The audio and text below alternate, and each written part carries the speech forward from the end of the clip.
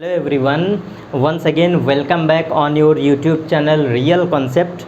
तो दोस्तों आज हम बात करने वाले हैं लॉ ऑफ रिफ्रैक्शन के बारे में। आज हम अपवर्तन के नियम के बारे में बात करेंगे और यहीं पर हम बेसिक बातें आज इसका कंप्लीट जो छोटे छोटे टॉपिक हैं सभी यहाँ पर कवर करेंगे। तो इससे पहले मैंने बात किया था रिफ्रैक्शन के बारे में, अपवर्तन के बारे में, तो वहाँ पर मैंने कंप्लीट एंड डीप स्टडी आपको करवाया था। आप उसके प्रत्येक पॉइंट को, हर एक बिंदुओं को ध्यान दीजिएगा, तथ्यों को, वो आपके एग्ज़ाम में बिल्कुल पूछे जाएंगे। आज हम इसके छोटे छोटे केस के बारे में स्टार्ट करते हैं बातें और एक्सप्लेन करते चलेंगे साथ में ही। तो सबसे पहले हम यहाँ से स्टार्ट करते हैं लॉ ऑफ रिफ्रैक्शन। क्या होता है अपवर्तन की, मतलब नियम क्या है, इसके बारे में हम बात करते हैं। तो लॉ ऑफ रिफ्रैक्शन जो होता है वो भी आपका दो होता है और इन शॉर्ट मैं आपको फिगर से ही समझाता हूँ कि क्या है इसमें सारे प्रोसेस। तो मैंने आपको बताया था जब बेसिक डेफिनेशन में आपको एक्सप्लेन कर रहा था, तो मैंने ये सारी चीज़ें बताई थी और फास्ट वे में मैं आपको समझा देता हूँ। एंगल आई आपका नॉर्मल के साथ बना कोण, एंगल आर जाने वाली रेस का नॉर्मल के साथ बना कोण, एंगल आई भी हो गया, आर भी हो गया, ये आपका नॉर्मल होता है जो कि इस सरफेस के परपेंडिकुलर होता है। तो लॉ ऑफ रिफ्रैक्शन क्या कहता है, आपका जो इंसिडेंट रे होता है, सेम वही लॉ है दोस्तों, सेम जैसा आप पहले पढ़े हैं वही चीज़ है। इंसिडेंट रे जो होती है, ये इंसिडेंट रे हो गई, ये आपकी रिफ्रैक्टेड रे, रिफ्रैक्टेड रे, ये आपकी अपवर्तित किरण है जिसे हम कहते हैं अपवर्तित किरण या फिर अपवर्तन किरण, ये भी कह सकते हैं। ये आपका आपतित किरण।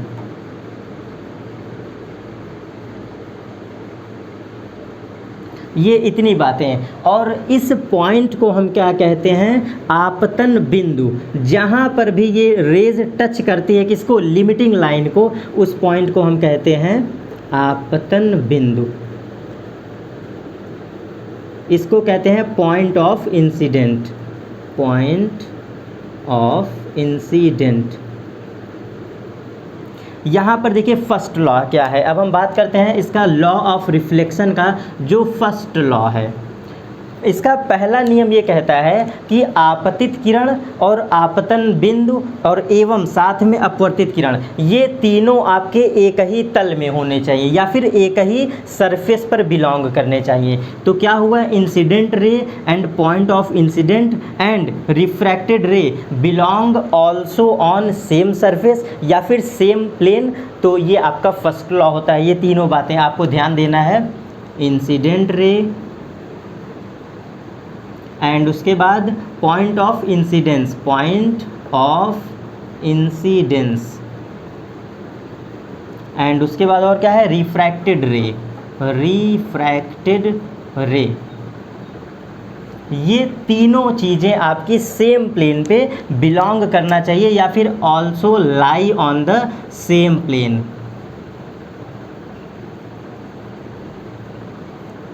एंड सेकेंड लॉ क्या कहता है, इनका सेकेंड लॉ ये कहता है कि जो यहाँ पर एंगल आई है एंड एंगल आर है, ये दोनों का रेशियो, मीन्स आप समझिएगा, sine I upon sine R, sine I upon sine R is equal to must be a constant. Means ये जो एंगल बन रहा है, इन दोनों बने हुए एंगल का जो sine I upon sine R होना चाहिए, ये आपका एक कांस्टेंट होना चाहिए या होता है, बिल्कुल मतलब एकदम एग्जैक्टली है। Sine I upon sine R is equal to constant, ये आपका सेकंड लॉ है, जिसे हम कहते क्या है, आप समझिएगा। ये आप कहोगे sine I and sine R क्या है, यहाँ पर थोड़ा सा मैं आपको एक्सप्लेन करूँगा चीज़ें।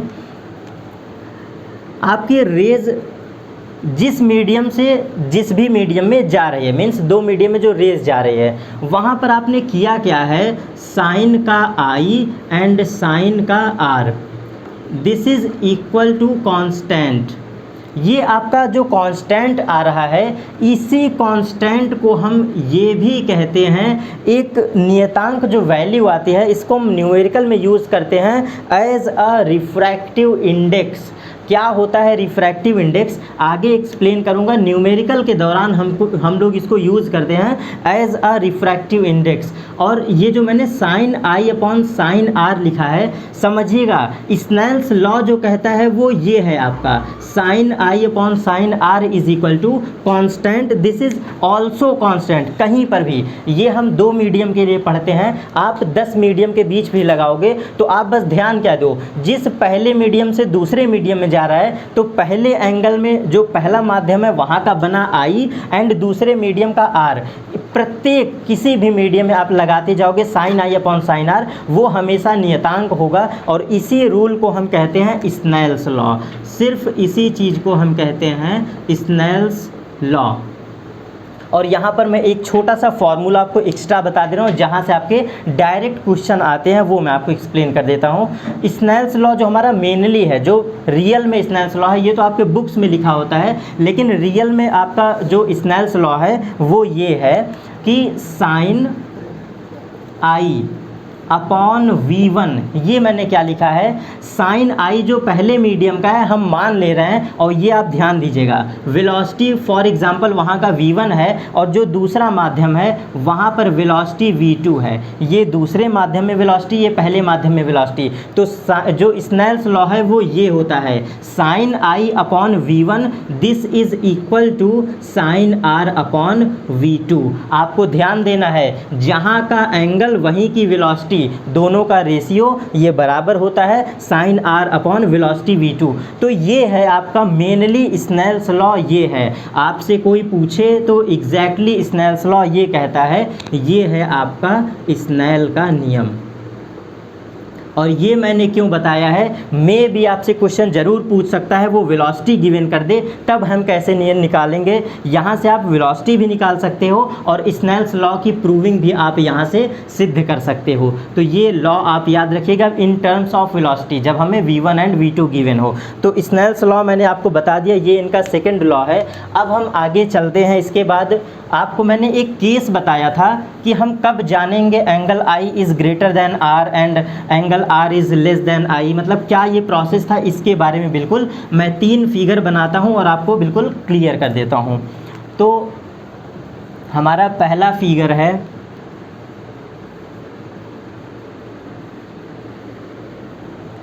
ये हमारे 3 फिगर हैं, नंबर 1, नंबर 2 एंड नंबर 3।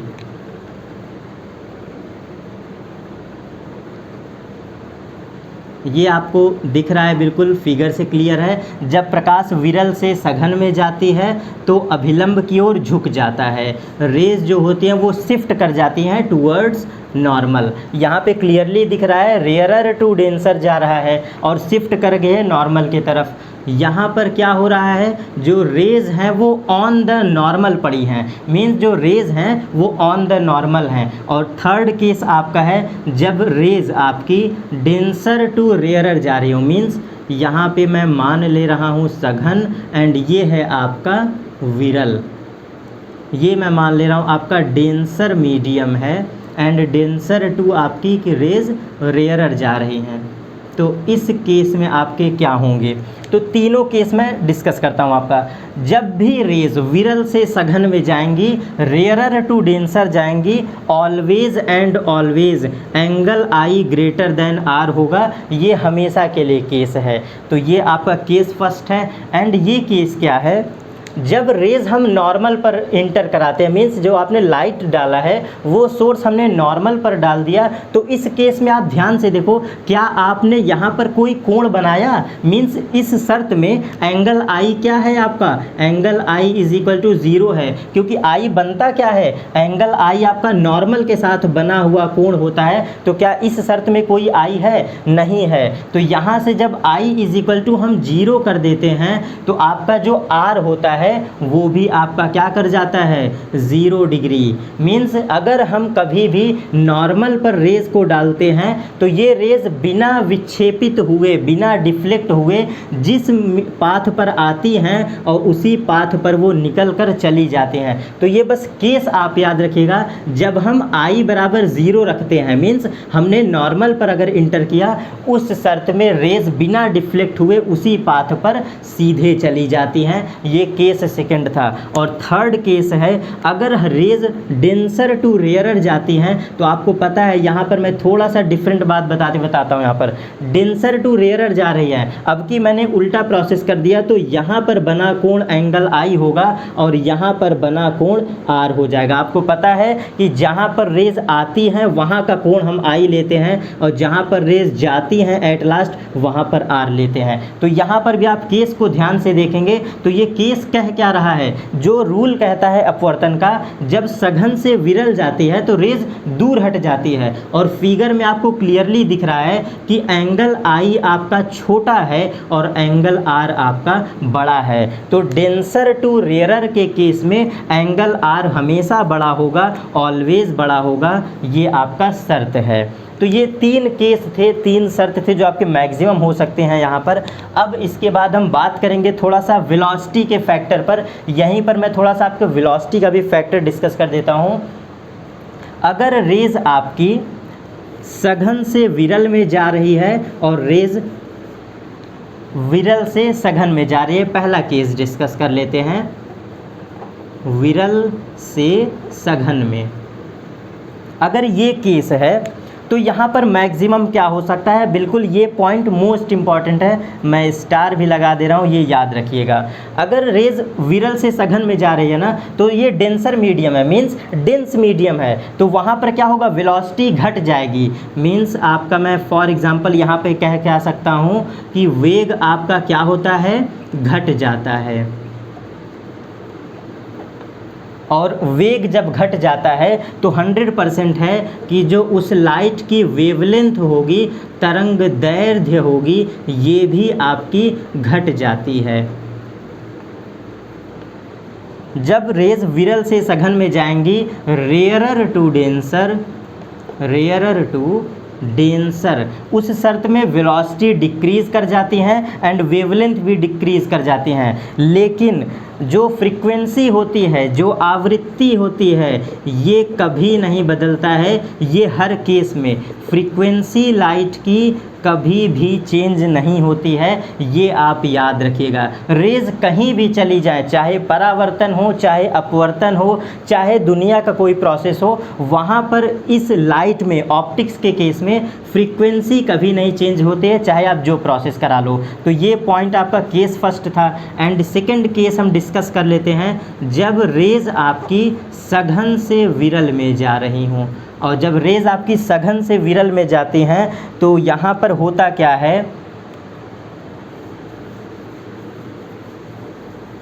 जब रेज सघन से विरल में जाती हैं तो जो वेग है वो इंक्रीज़ कर जाता है। यहाँ पर ध्यान दीजिए, यहाँ पर डेंस था मीडियम, बहुत बाउंड था, इसको जैसे फ्रीडम मिला वो क्या हो गया, और फ्रीडम फील करने लगा, वो और तेज़ भागने लगेगा। तो वेग आपका क्या हो जाता है, इंक्रीज़ कर जाता है, वेलोसिटी यहाँ पर बढ़ जाती है।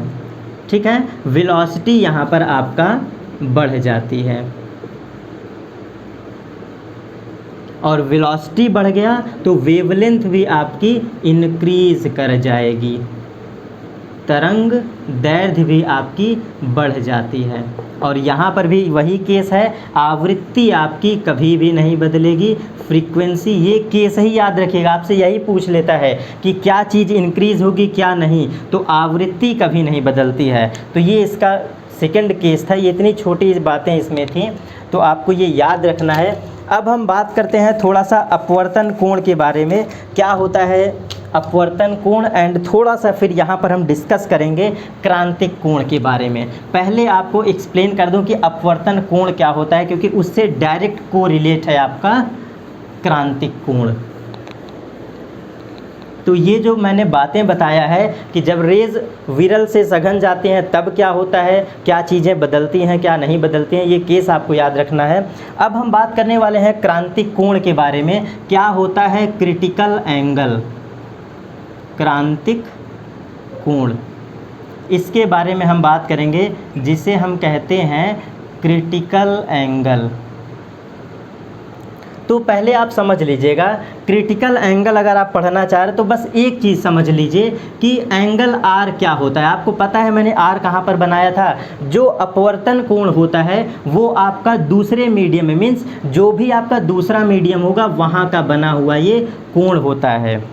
तो अब समझिएगा इसका क्या रिलेशन है। क्रांतिक कोण जो क्लियरली कहता है आप ऐसा अपवर्तन की प्रक्रिया कराओ, कहीं पर भी आप ऐसा अपवर्तन की प्रक्रिया कराओ जिसके लिए इस आर का मान 90 डिग्री हो जाए। मीन्स आप ऐसा कुछ फिनोमिना करो कहीं पर भी, बस एट लास्ट आपका R is equal to 90 degree हो जाए, वही केस वही फिनोमिना आपका कहलाता है क्रिटिकल एंगल। अब हम करेंगे क्या, चाहे रेज विरल से सघन में जाए और चाहे रेज सघन टू विरल जाएं, हम कुछ ऐसा प्रोसेस कर दें कि ये क्रिटिकल एंगल का केस फॉलो हो जाए, R is equal to 90 degree हो जाए। अब आप मुझे बताना अपवर्तन की प्रक्रिया में होता क्या है।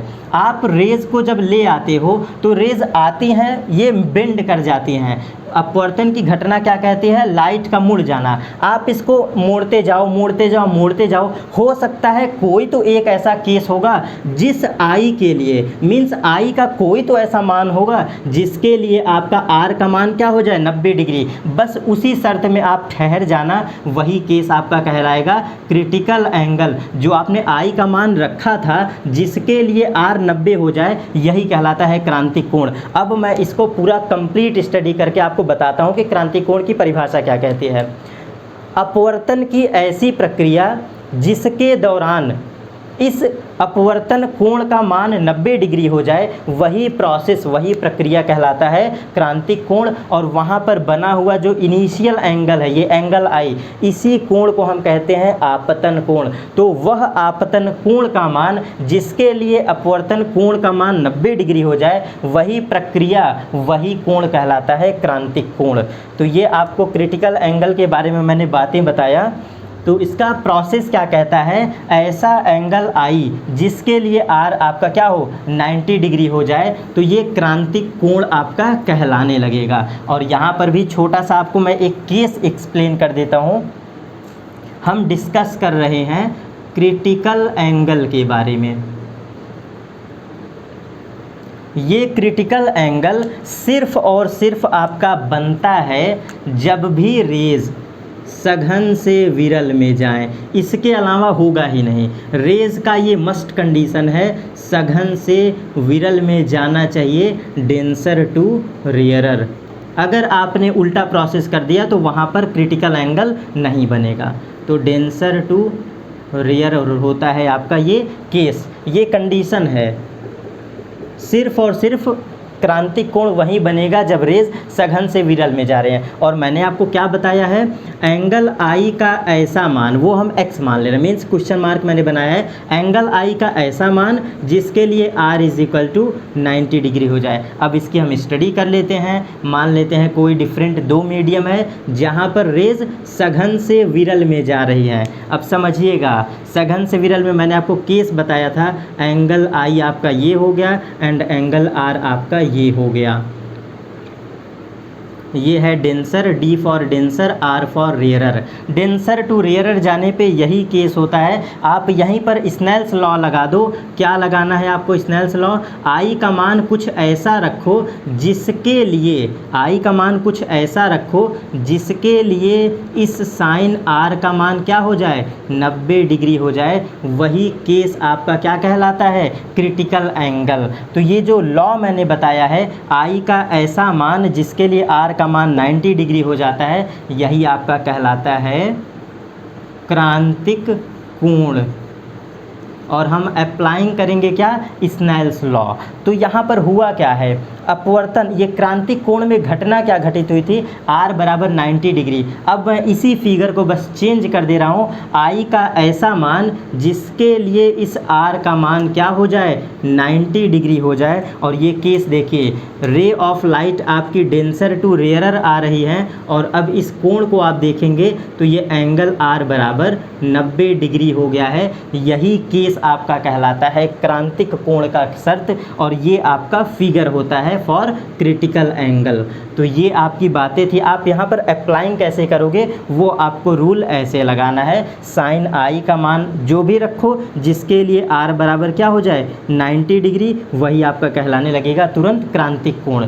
अब मैं इस पर आपको थोड़ा सा एक्सप्लेन करूँगा। ये क्रांतिक कोण की परिभाषा मैंने बता दिया और जस्ट मैं अब स्नेल्स लॉ लगाना सिखा दूँगा। उसी प्रोसेस को यहाँ पर आप अप्लाई करेंगे, आपका रूल ये बिल्कुल क्लियरली हो जाएगा।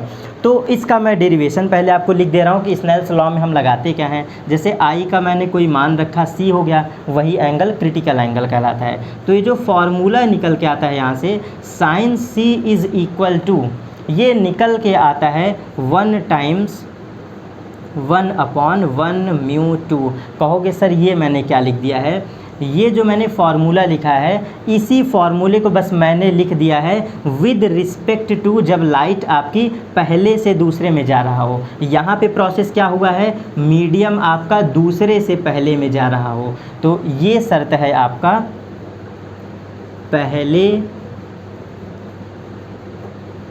माध्यम के सापेक्ष, ये है आपका पहले माध्यम के सापेक्ष। फिगर आपका यही है, लेकिन आपसे क्वेश्चन यहाँ पे दो तरह से पूछता है कि पहले माध्यम के सापेक्ष बताओ, तो आप स्नेल्स लॉ ये फॉर्मूला लगाना। और अगर आपसे दूसरे माध्यम के सापेक्ष पूछे, आपसे अगर दूसरे माध्यम के सापेक्ष मीन्स विद रिस्पेक्ट टू आपसे सेकंड मीडियम पूछे, ये जो फिगर है फिगर सेम यही है, लेकिन अब की आपसे पूछ रहा है सेकंड के सापेक्ष। तो जब दूसरे माध्यम के सापेक्ष पूछे तो आप क्या लगाओगे वहाँ पर, sine C is equal to μ1/μ2। आपको ये केस लगाना है और इस शर्त में आपका क्या हो जाएगा, ये चीज़ विद रिस्पेक्ट टू ये सेकेंड वाला हो जाएगा। और इस परिभाषा को हम क्या रीड करेंगे, साइन सी बराबर μ1/μ2। ये हमने लिखा क्या है 2 टाइम्स म्यू इंटू 1, ये मैंने लिखा हुआ है। तो ये है आपका दूसरे के सापेक्ष, ये है पहले के सापेक्ष। अब मैं आपको यहाँ पर एक्सप्लेन करता हूँ कि स्नेल्स लॉ को लगाएं कैसे। क्यों, क्योंकि यहाँ पर मैंने स्नेल्स लॉ लगाया है, sine I upon sine R is equal to constant होता है। तो यहाँ पर ये सारी बातें आपको जानना था। अब हम थोड़ा सा एक्सप्लेन कर देते हैं आपको स्नेल्स लॉ को लगाना, क्योंकि बिना स्नेल्स लॉ के अप्लाई किए कोई भी सवाल आप नहीं लगा सकते हो। तो स्नेल्स लॉ का मैं तरीका आपको आज समझाता हूँ कि स्नेल्स लॉ को हम सवालों में कैसे लगाएं जिससे हर एक क्वेश्चन आपके सॉल्व हो जाएं। और 100% श्योर आप स्नेल्स लॉ को ऐसे लगाना कभी नहीं पढ़े होंगे जो मैं आज बताने जा रहा हूँ, बिल्कुल श्योर है। बस आप समझ लीजिए कि स्नेल्स लॉ होता क्या है। स्नेल्स का नियम कैसे लगाते हैं सवालों में, मैं एक केस आपको एक्सप्लेन कर दे रहा हूँ, इसी तरह से आप कहीं पर भी लगाना और बस आपको सिर्फ समझना ही है। माध्यम 1 एंड माध्यम 2, यहाँ पर मैं नंबरिंग वाइज इसलिए समझा रहा हूँ क्योंकि मेरा ये टारगेट नहीं है कि रेज 1 से 2 में जा रही हैं या 2 से 1 में आ रही हैं। आप कैसे भी लगाओगे स्नेल्स लॉ सही होगा। यहाँ पर मैं आपको कंसेप्ट सिखा रहा हूँ। तो स्नेल्स लॉ को सवालों में कैसे लगाएं, ये लगता है आपका 2 मीडियम के बीच में। तो हमेशा के लिए एक प्रोसेस याद रख लीजिए, स्नेल्स लॉ को जो लगाते हैं आप लिखो क्या, रूल तो आपने पढ़ लिया था, साइन आई बराबर sine R is equal to constant, कुछ ऐसा आपने नियम पढ़ा था। लेकिन सवाल में जब लगाते हो तो हमेशा क्या करो, साइन बाई साइन पहले लिख लो, बगल में कोई कोण मत रखो। मीन्स यहाँ पर कोई भी कोण मत रखो, साइन बाई साइन मैंने लिख दिया। ठीक, अब आप देखो सवाल को, देखो रेज अगर ये पहले से दूसरे में जा रहे हैं, जैसे इस फिगर में देखिए पहले से दूसरे में जा रही हैं, तो अगर आपने इस पहले का कोण यहाँ पर रखा है, मीन्स मैं अब रखता हूँ एंगल आई, तो अगर आपने पहले माध्यम का कोण रखा है तो बगल में आप इक्वल करके 1 लिख दीजिए। मीन्स जहाँ का आई वहीं का ये पहला मीडियम, ठीक है। एंड अगर आपने यहाँ पर रखा एंगल आर, अब आपने 1 रख लिया ना, अब तो दूसरा एंगल रखेंगे, तो यहाँ पर एंगल आर है, अगर आपने एंगल आर रखा है, ये मैंने पुट कर दिया एंगल आर, तो इस मीडियम को आपको यहाँ पर रखना पड़ेगा। कैसे, अब देखिएगा ये पहला माध्यम था, बगल में मैं लिख दे रहा हूँ दूसरा माध्यम, मैंने लिख दिया। और आपको पता है कि रिफ्रैक्टिव इंडेक्स को हम म्यू से प्रदर्शित करते हैं अथवा कुछ लोग यन से भी प्रदर्शित करते हैं। तो आप एन भी लिख सकते हो, म्यू भी लिख सकते हो। तो इस रूल से आपको स्नेल्स लॉ लगाना है, जहाँ का एंगल आई उसको रखो पहले एंड जहाँ का एंगल आर उसको रखो बाद में। और ये मैंने कंसेप्ट आपको सिखा दिया, इस पर दुनिया का हर सवाल लग जाएगा, बस आपको प्रैक्टिस करना है। मैं तुरंत इसका उल्टा भी समझा दे रहा हूँ। ये मैंने बनाया है 1 से 2 में। अगर यही प्रोसेस सेकेंड टू 1 हो जाए, मीन्स सेकेंड टू 1 जो रे ऑफ लाइट है ये दूसरे में से पहले में जा रही है, तब स्नेल्स लॉ कैसे लगाएंगे? तो देखिएगा, कन्वर्जन आपको मैं यहाँ पर एक्सप्लेन कर दे रहा हूँ। फिर क्या लिखेंगे? साइन बाई साइन, मैंने लिख दिया sine by sine is equal to, अगर मैंने यहाँ का कोण रखा, हो क्या रहा है, अब की रेज 2 से 1 में जा रही है, तो ये आपका क्या हो जाएगा? Initial angle. तो ये इनिशियल एंगल आई हो जाएगा इस शर्त में, उल्टे वाले केस में। और अगर मैंने आई रखा है तो बगल में मीडियम क्या रखेंगे? 2। जो एंगल आई वहीं पर आपका ये 2 रख दिया मैंने। और उसके बाद यहाँ पर हमें रखना है आर, क्योंकि इस केस में ये आर हो जाएगा। तो अगर मैंने आर रखा तो बगल में लिख देंगे 1। जहाँ का आई वहीं का पहले मीडियम, जहाँ का आर उसको बाद में। और इन दोनों के बीच में हम क्या रख देंगे? जैसे वहाँ पर म्यू रखे थे वैसे यहाँ पर भी म्यू रख देंगे। तो ये आपका केस था दूसरे से पहले की शर्त में। अब आप ये प्रोसेस कहीं भी लगाइएगा, इससे ज़्यादा तो सवाल बन नहीं सकते हैं। आपको मैंने कंसेप्ट सिखा दिया, जहाँ का आई वहीं का मीडियम। तो ये प्रोसेस आप रिमेंबर कर लीजिएगा, हर सवाल आपके इस पर लग जाएंगे। तो स्नेल्स लॉ को लगाना भी मैंने समझा दिया। और जब ये प्रोसेस कंप्लीट हो गया तो यहाँ पर मैं एक चीज़ और आपको बताता हूँ पहले, इसके बाद अब आगे चलते हैं, फिर आपको एक्सप्लेन करते हैं।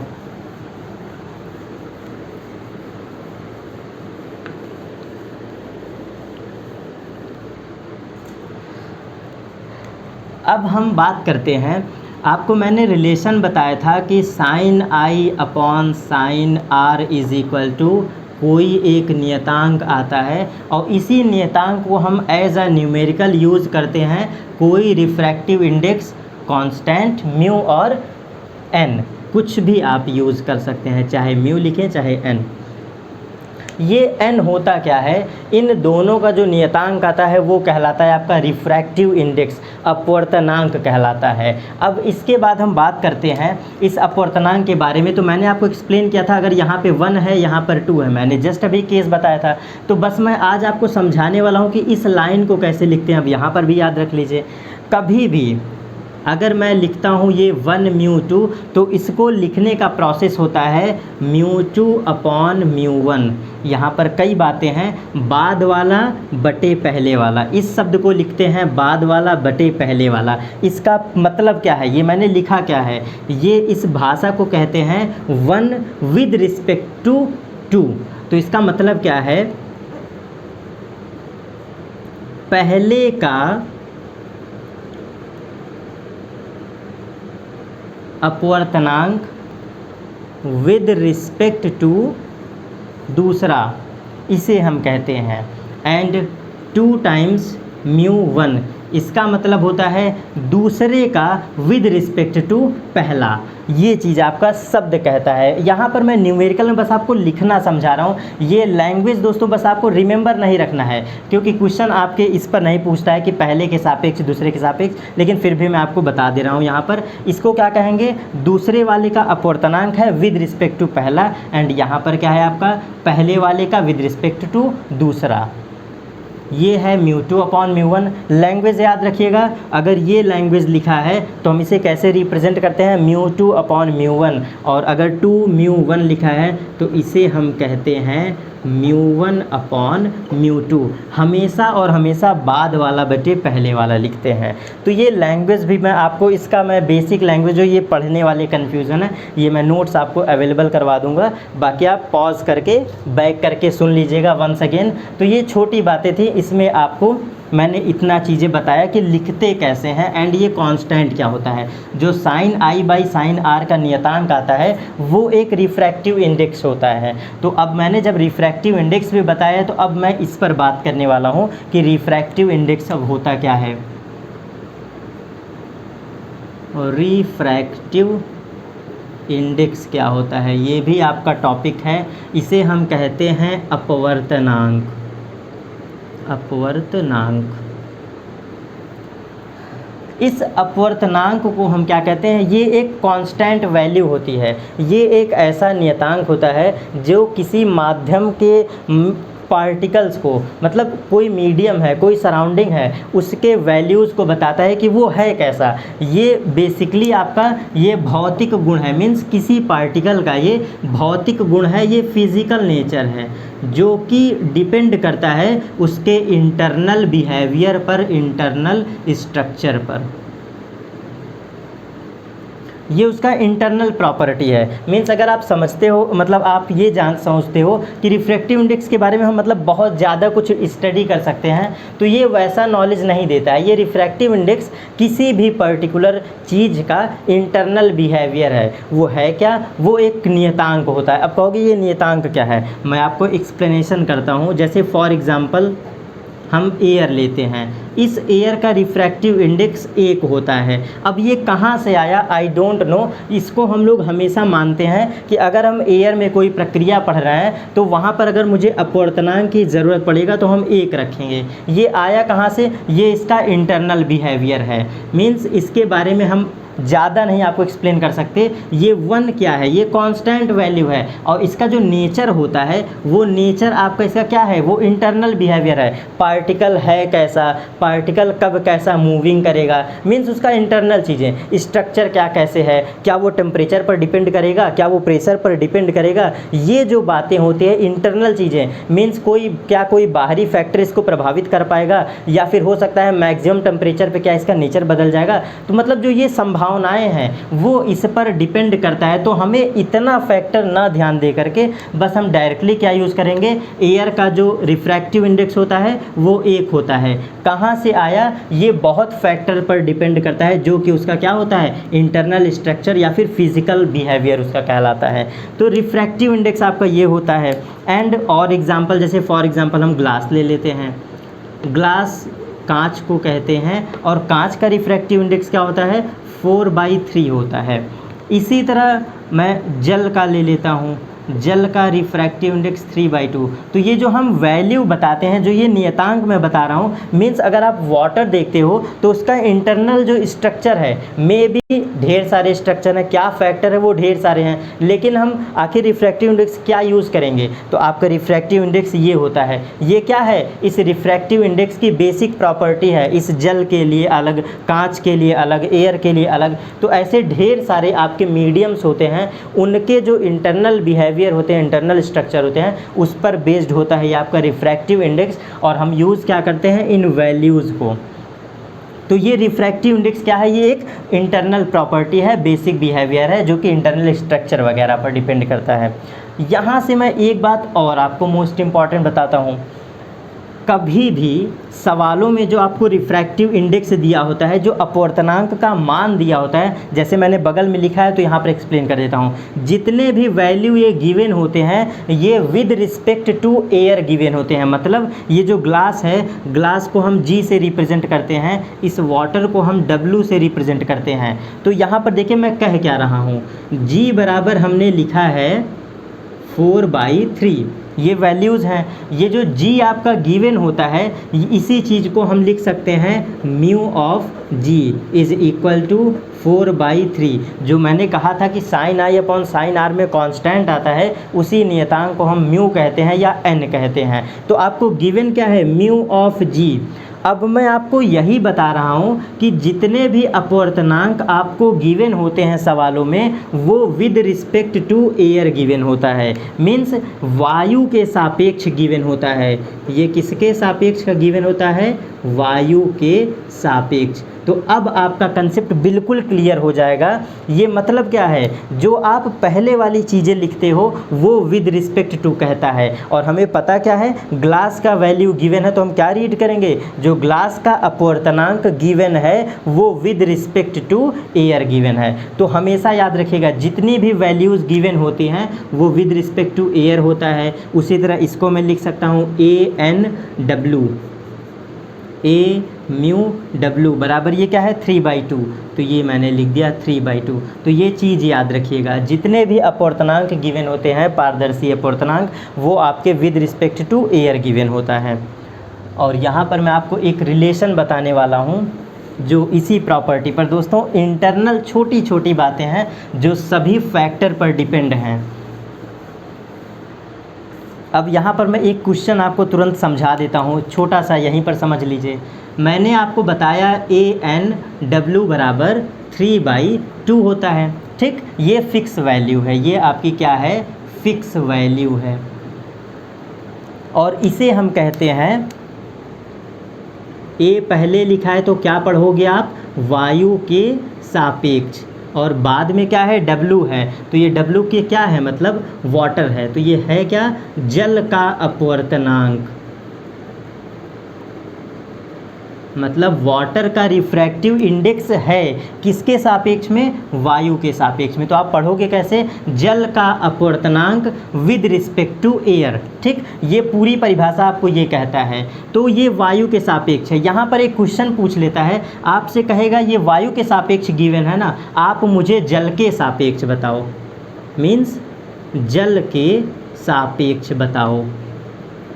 ये जो लैंग्वेज गिवन होता है, जितने भी रिफ्रैक्टिव इंडेक्स आपको गिवन होते हैं वैल्यूज़, वो विद रिस्पेक्ट टू एयर होता है, वायु के सापेक्ष होता है। आपसे उल्टा पूछ ले कि मुझे जल के सापेक्ष बताओ, तो मैं यहीं पर कंसेप्ट क्लियर कर दे रहा हूँ। जब आपसे जल के सापेक्ष पूछे तो तुरंत इसको रेसिप्रोकल कर दीजिए, तो 1/3/2 कर देंगे, तो वो आपका क्या निकल के आ जाएगा, वैल्यूज़ 2/3, ठीक। ये तो आपका आंसर होता है। यहाँ से मैंने आंसर आपको सिखाया, लेकिन इसका जवाब क्या है, तो जब भी किसी अपोजिट के सापेक्ष, मीन्स एयर के सापेक्ष देके दूसरे वाले के सापेक्ष पूछे, तो आप क्या रिलेशन याद रखना, AN/W जो मैंने लिखा है, ये AN/W ये बराबर होता है 1/WNA। और आपको पता है कि मैंने अब पहले W लिख दिया है, तो इस W को अब क्या पढ़ेंगे, ये है आपका जल के सापेक्ष, मीन्स जो पहले आया उसी के सापेक्ष। तो अब ये क्या हो गया, आपका जल के सापेक्ष है, और ये बाद वाला क्या है, किसका अपवर्तनांक, एयर का अपवर्तनांक, मीन्स अब ये है आपका वायु का अपवर्तनांक, ठीक। जो पहले आया वो विद रिस्पेक्ट टू वाटर है, ये विद रिस्पेक्ट टू वाटर, और यही आपसे पूछा था, यही आपसे पूछा था। तो ये रिलेशन आप याद रखिएगा, इस रिलेशन को कहते हैं हम क्या, with respect to relation, means आपसे किसी के भी सापेक्ष पूछे तो ये रिलेशन याद रखिएगा। AN/W आपको ऑलवेज गिवन होता है, अपोजिट वाला पूछे तो आप ऐसे निकाल सकते हैं। तो ये बातें थी आपकी मोस्ट इम्पॉर्टेंट, इस कंसेप्ट को बिल्कुल रिमेंबर कर लीजिएगा, मोस्ट इम्पॉर्टेंट कंसेप्ट है, इस लैंग्वेज को आप समझ लीजिएगा। एंड यहाँ पर हमने आपको बताया था, क्रिटिकल एंगल से चीज़ें स्टार्ट किया था, और हमने क्या समझाया आपको, कैसे स्नेल्स लॉ को अप्लाई करते हैं, क्या है क्रांतिक कोण। तो अब मैं आपको बिल्कुल लास्ट केस बताने वाला हूँ इसके बारे में, जो कि मोस्ट इम्पॉर्टेंट फैक्टर है आपके लिए, एग्ज़ाम में आते हैं। वो क्या है कि अगर हम, ये बिल्कुल न्यू केस है, सभी केस आपके वहाँ पर रिफ्रैक्शन के समाप्त हो गए, अब ये लास्ट केस है। जैसे हम मान लेते हैं कि ढेर सारे आपके क्या हैं, मीडियम हैं, मीन्स 1 मीडियम, 2 मीडियम, 3 मीडियम। यहाँ पर मैं आपको इन शॉर्ट समझाता हूँ। जैसे कि वायु से हम स्टार्ट किए, ये केस समझिएगा, और ये मैंने वायु लिया, उसके बाद हमने ले लिया जल, एंड उसके बाद हमने ले लिया कांच, ग्लास, एंड एट लास्ट फिर हमारा माध्यम क्या है, वायु। मैंने आपको बताया है कि अपवर्तन के प्रक्रिया में हम 2 पारदर्शी माध्यम लेते हैं। ये जो मैंने मीडियम लिया ये सब पारदर्शी हैं, आपको डिफरेंट नहीं लेना है। और ये केस अच्छे से समझ लीजिएगा, ये केस कहता क्या है, मोस्ट इम्पॉर्टेंट केस है, आपके एग्ज़ाम में क्वेश्चन इस पर आते हैं। तो मैंने ऐसा मान लिया कि वायु में लाइट आएगी और एट लास्ट वायु में ही लाइट चली जाएगी। ये केस ऐसा है कि रे ऑफ लाइट एयर से ही आए और एट लास्ट एयर में ही चली जाए, कुछ ऐसा प्रोसेस है, जिस मीडियम से आए उसी मीडियम में चली जाए। तो यहाँ पर एक न्यूमेरिकल का कंसेप्ट बनता है, वो ये है कि जब भी लाइट जिस मीडियम से आए उसी मीडियम में लौट जाए, तो एक लिखने का तरीका होता है। वो रूल क्या है, मैंने आपको रिफ्रैक्टिव इंडेक्स में बताया, तो वही ऑर्डर मुझे समझाना है। सबसे पहले लाइट कहाँ थी, एयर में, तो एयर से ये जल में गया, तो ANW, देखिएगा वायु से जल में गया, इस जल को हम कहते हैं W फॉर वाटर, तो वायु से जल में गया, तो मैंने लिख दिया first to second and multiply करिए। अब क्या होगा, जल से कांच में जाएगा, मीन्स दूसरी बार प्रक्रिया क्या होगी, अपवर्तन की, वाटर टू ग्लास, तो मैं लिखूँगा W, ठीक है, एंड देन N, फिर G। यहाँ पर इस प्रोसेस में क्या हुआ है, वाटर टू ग्लास गया है, ठीक, यहाँ पर हुआ। और थर्ड प्रोसेस क्या है, फिर क्या होगा, कांच से वायु में वंस अगेन गया है, तो कांच for G for glass, GNA। ये 3 प्रोसेस क्या आप समझ रहे हैं, मैंने वही चीज़ बताया है। अपवर्तन में आप स्नेल्स लॉ कैसे लगाते हो, सिर्फ 2 मीडियम के बीच, तो वही प्रोसेस मैंने किया है, प्रत्येक 2 माध्यम के बीच मैंने क्या लगाया, स्नेल्स लॉ। और यहाँ पर मैं अब आपको वैसे भी एक्सप्लेन कर दूंगा अभी नंबरिंग वाइज, 1 2 एंड 3 एंड 4। तो जो आपने ये प्रोसेस लगाया, वाटर एयर टू वाटर, पहला प्रोसेस एयर टू वाटर लगा दिया, multiplying W to glass second, and third glass to air. तो ये जो प्रक्रिया है, इसका मल्टीप्लिकेशन ऑलवेज 1 होता है। ये आपका न्यूमेरिकल क्या है, ये रिजल्ट है। ये आता कहाँ से है, ये स्नेल्स लॉ की प्रूविंग है, ये स्नेल्स की ये क्या है, डेरिवेशन है, ये प्रूविंग है, ये रिज़ल्ट आप याद रख सकते हैं। अब मैंने ये क्यों समझाया है, मैंने यहाँ पर सिर्फ 3 मीडियम लिया ना, आप इस प्रोसेस को 10 मीडियम में भी लगाना, मीन्स जिस माध्यम से लाइट आए उसी मीडियम में लाइट वापस चली जाए, उसके बीच में आप हजारों माध्यम रख दो।